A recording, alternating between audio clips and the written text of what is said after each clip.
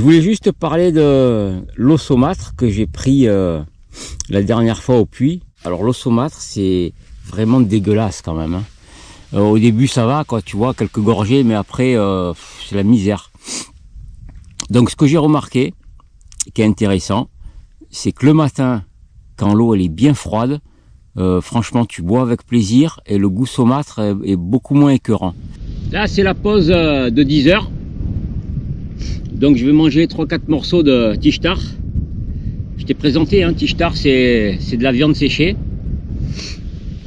Et en fait, c'est très difficile à trouver. Sur les marchés, t'en trouves pas parce que c'est vraiment les familles nomades qui vont en faire quand elles ont une traversée à faire en chameau.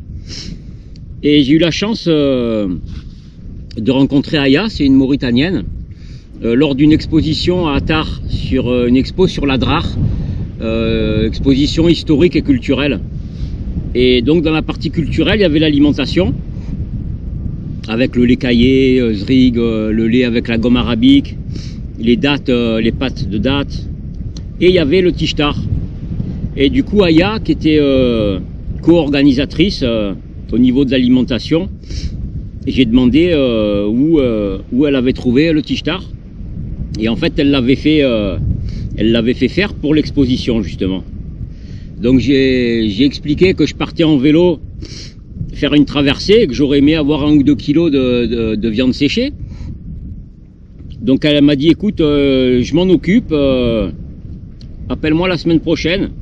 Et une semaine après, elle avait trouvé une famille nomade pour me faire du tichtar et elle me l'a gentiment offert pour la traversée. Donc Aya, si tu regardes la vidéo, je te remercie, grâce à toi j'ai pu avoir ce tichtar. Allez, on se régale. Alors, est-ce que tu le vois, ce petit champ de cram-cram, hein? En fait, tu vois le cram-cram là, avec ces aiguilles bien dures et bien acérées là, ces bonnes épines, il pense qu'à une chose, il pense à crever ta chambre à air. Voilà, en fait il vit que pour ça le truc, hein.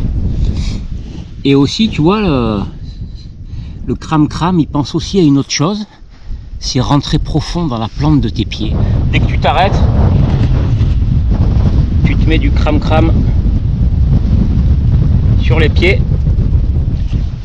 Bon, ça va que j'ai l'habitude de marcher pieds nus, mais faut quand même les enlever parce que ça pique un peu. Là c'est la pause de midi.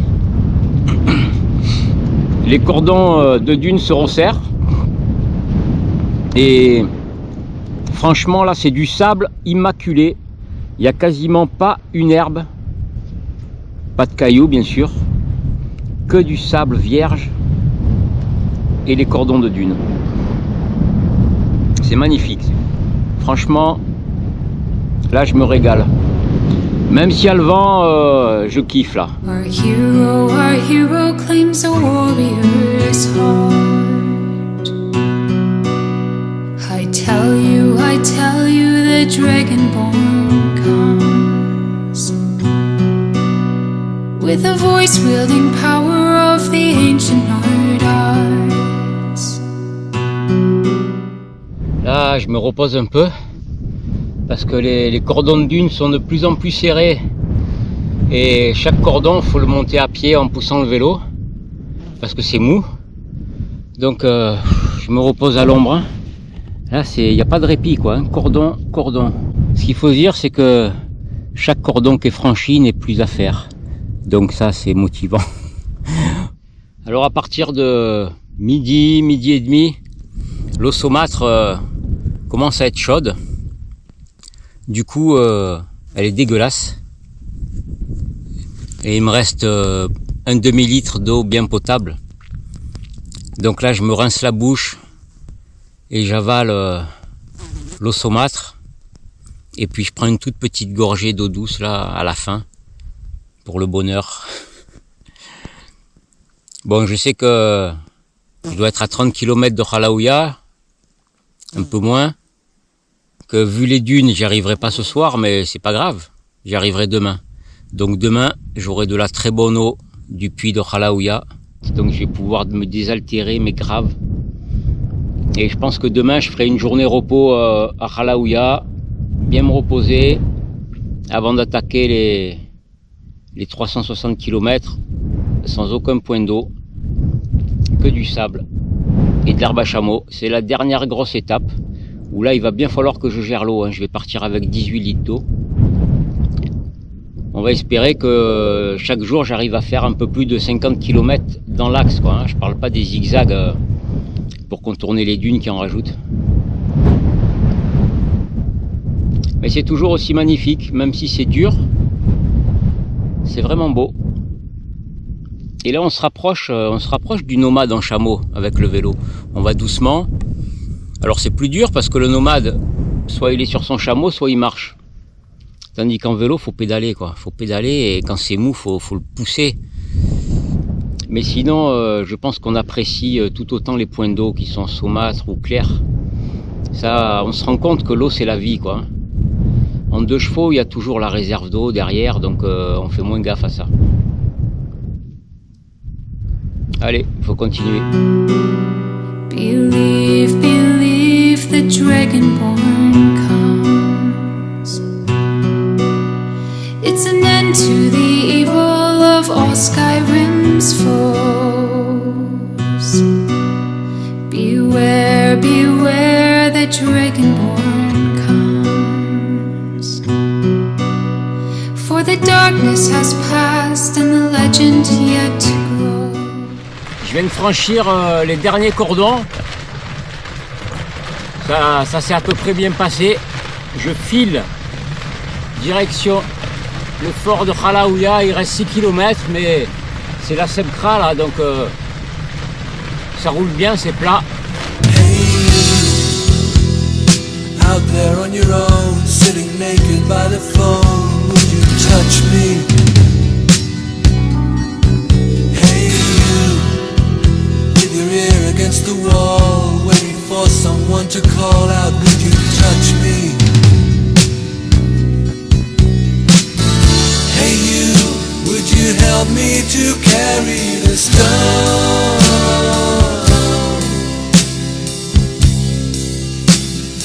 Open your heart, I'm coming home.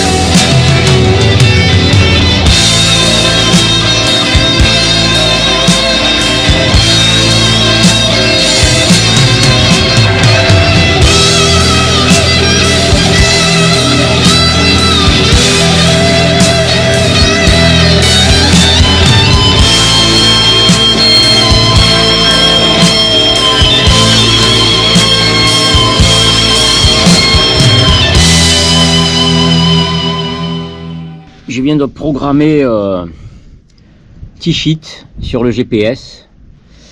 On peut lire que c'est à 366 km 600 à vol d'oiseau de Halaouia. Donc là c'est la passe en plus, c'est pas Tichit, donc tu rajoutes 7 km. 370 km à vol d'oiseau, tu rajoutes facilement 10% parce que tu n'es pas à vol d'oiseau quand tu es à vélo. Tu es à 410 km. Donc 50 km par jour, ça fait 8 jours. 8 jours. Là, j'ai un total en bouteille de 18 litres. Ça fait 2 litres, 2 litres un quart par jour. Donc ça, c'est un sacré défi. C'est un sacré défi. Est-ce que je peux faire les 410 bornes avec 18 litres, sachant que j'ai le vent de face? Je réfléchis.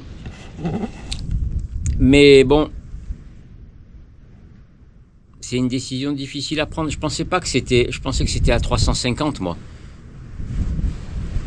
Donc 410 bornes, hein, 8 jours. Bon, de toute façon, je crois que je vais tenter le coup. Mais il va falloir vraiment que je gère l'eau. Ça va être une torture. Je sens que ça va être une torture de gérer 2 litres un quart par jour. Mais c'est faisable. Si j'ai de la chance que j'ai pas de vent tous les jours, sur les 8 jours, Il y a des jours où je pourrais peut-être faire 70 bornes. Bah, je vais tenter le coup. Je vais tenter le coup et advienne que pourra. Hein. Inch'Allah, comme on dit ici.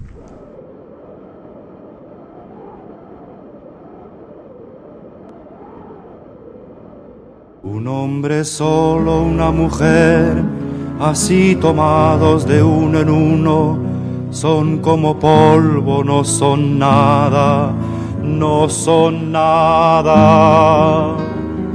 Entonces siempre acuérdate de lo que un día yo escribí pensando en ti, como ahora pienso. Otros esperan que resista, que les ayude tu alegría, que les ayude tu canción entre sus canciones. Nunca te entregues ni te apartes junto al camino, nunca digas no puedo más y aquí me quedo, y aquí me quedo. Entonces siempre acuérdate de lo que un día yo escribí pensando en ti, como ahora pienso. Il est 13h à peu près. Il faut gérer les pauses parce que tu as vite fait de te reposer trop longtemps. Et si tu te reposes trop longtemps, tu n'avances pas assez. Si tu n'avances pas assez, tu prends du retard. Si tu prends du retard, tu mets plus de temps. Et seulement, tu n'as pas assez d'eau. Et tu n'as pas assez de bouffe pour mettre plus de temps. Donc, il faut vraiment gérer les arrêts. Style 5 minutes, quoi.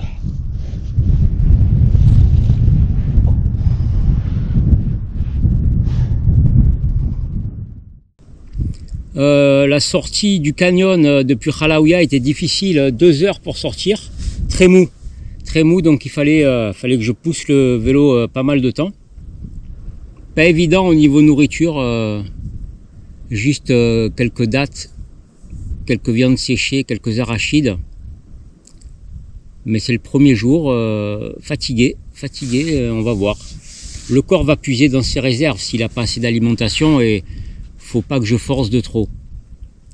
Après au niveau paysage, j'ai été surpris, fabuleux, des immenses plaines quasi vierges, c'est comme l'El Mereyé, le miroir. Donc des grands vallons, mais en plus d'El Mereyé, il y a les cordons de dunes à franchir. Vraiment super, je te montre ça, enfin tu l'as déjà vu mais voilà. Immense étendue de sable. Et ce matin avec les jeux de lumière, c'était super beau. Alors il est 8h, je suis parti à 7h21, je suis déjà un peu fatigué. J'ai vu que j'avais plus que 2 paquets de gâteaux, 100 grammes et 100 grammes. Donc on est au 2e jour là sur 8 escomptés. Donc je prends que la moitié d'un paquet de gâteaux. Et ce matin quand j'ai voulu prendre des dattes, j'ai vu que j'étais au fond du sac. Putain, c'est parti à une vitesse. Alors il y en a encore un peu sur les côtés. Donc j'ai mangé quoi, 4 dattes ce matin. Et la nuit a été très difficile parce que j'avais trop envie de boire. Donc t'as une petite voix qui me disait mais vas-y, tu as la bouche qui est sèche, la gorge sèche. Si ton corps demande de l'eau, c'est déjà un peu tard, donc il faut boire. Et puis l'autre voix qui me dit attends, si tu bois, que tu crèves, tu perds du temps, tu n'es pas dans le kilomètre qu'il faut, parce que donc garde de l'eau en réserve, on sait jamais. Mais j'avais trop soif, c'était pas possible là. Donc j'ai pris ma gourde là, j'ai bu un demi-litre d'un coup. Donc déjà je suis parti ce matin avec un demi-litre de retard. Là j'ai trouvé un petit crâne par terre, je sais pas de quel animal ça peut être, mais il a des jolis crocs devant. Donc un petit carnassier. Juste à côté du petit crâne, de loin je vois un petit tas là. Je pensais que c'était une poterie. Et en fait non, c'est une fulgurite. Mais wow, super belle. Magnifique, magnifique. Alors la fulgurite, pour ceux qui connaissent pas, c'est comment dire, c'est la matérialisation d'un éclair. C'est-à-dire à l'époque, tu as l'éclair qui tapait dans le Sahara, tu avais la foudre quoi qui tombait, et la chaleur de la foudre vitrifiait le sable. Là on voit par exemple celle-là, ce morceau là, il descend. Et à l'époque tu pouvais en trouver de 1 mètre, 2 mètres. Mais le mouvement des dunes les cassait. C'est pour ça que maintenant c'est très difficile d'en trouver des grandes. Ça me fait un peu oublier la précarité de mon alimentation et de mon eau. Je me pose la question, est-ce que j'en prends un petit morceau en souvenir? Ah, c'est léger, je vais en prendre un petit morceau. Voilà, là, je me fais la pause de midi. C'est 11h35, mais je suis fatigué. Je suis pas épuisé hein, encore, mais je suis bien fatigué. Et donc, je me suis remis à sucer le petit caillou pour faire saliver la bouche parce que elle s'assèche, mais tout de suite quoi. J'ai trouvé une association culinaire excellente. Tu te demandes bien ce que c'est, hein. Faut dire j'ai pas grand chose. D'ailleurs je vais faire un peu l'inventaire. En fait je prends une poignée d'arachides que je mâche bien et une date parce que j'en ai plus beaucoup hein. On est le jour 2 là. Une date et je mâche le tout ensemble avec un peu d'eau. Ça fait une petite bouillie dans la bouche là. Je rajoute un peu d'eau et je mâche et je garde en bouche le plus longtemps possible. Et après je l'avale en le faisant passer sous la langue, là où il y a les papilles là, tu vois. Et hop, une petite gorgée. Et j'arrive 3-4 petites gorgées comme ça. Oh, c'est fantastique quoi. Arachide, date, le summum. Au niveau de l'eau, c'est pas joyeux. Je vais manger 2 poignées de cacahuètes avec 2 dattes, boire un peu et quelques morceaux de viande séchée pour les protéines. Donc j'en mange à peu près 5-6 morceaux à midi et 5-6 morceaux le soir. Voilà, c'est ce qui me reste le plus quoi, la viande séchée. Là, ça fait à peine 40 minutes que je suis parti de la pause, mais les vallons là sont de plus en plus il y a de plus en plus de pentes pour les monter. Ça devient compliqué. Heureusement que de temps en temps il y a un petit nuage qui passe parce que le soleil là il cogne. Et l'eau qui descend à chaque montée de colline. Faut que je boive. Tu vois, jusqu'à milieu de journée ça va le matin. Tu t'es reposé même si je mange pas beaucoup. Mais là, avec la chaleur, les dénivelés, là, c'est un combat. Et c'est que le 2e jour. Hein. Il y en a 8. Je me repose 5 minutes et j'y vais. Jour 2, 13h11. Ça devient physiquement difficile. Les jambes, là, s'épuisent. C'est beaucoup moins plat que je pensais ici, je suis jamais venu. Il y a des grosses collines de sable que je commence à monter en zigzag, mais ça devient difficile. J'ai fait le point. Ça c'est ce qui me reste en arachide.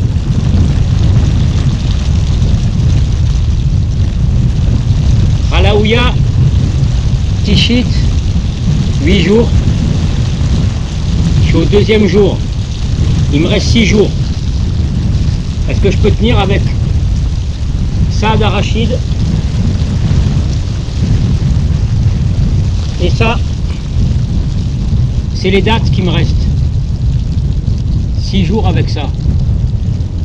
Alors la viande j'en ai, mais la viande pour l'effort là, c'est plus l'énergie. que les protéines. Et le problème de l'eau, avec ces collines à grimper, au sommet de chaque colline, faut que je boive quoi. Du coup, aujourd'hui là, je suis à 3 litres. Je suis à 3 litres, c'est 1 heure. Donc 6 jours comme ça, j'ai peur de pas tenir. Là, j'avance encore 2-3 jours si j'ai plus rien. Là, je suis vraiment dans la merde.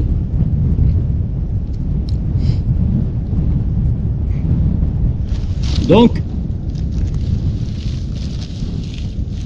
je crois que je vais changer d'itinéraire. Parce que là, c'est encore à peu près à 290 km, Tichit. Et plein ouest à 150 km. Yawadan. Donc 150 km, 3 jours. Je vais tenir. 6 jours. 6 jours, je peux pas. Ma petite voix, ou ma bonne étoile, comme tu veux, me dit Tichit, si tu veux pas revenir, va Tichit.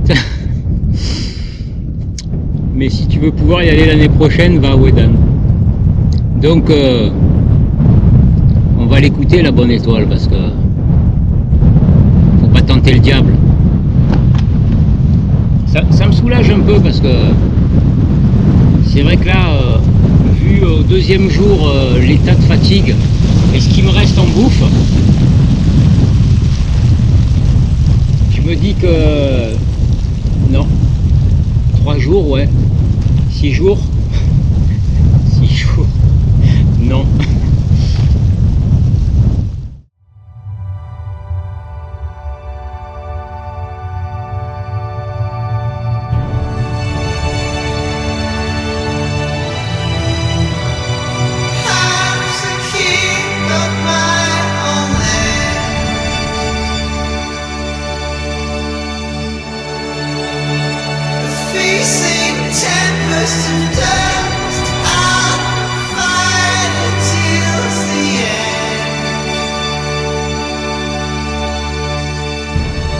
Creatures of my dreams.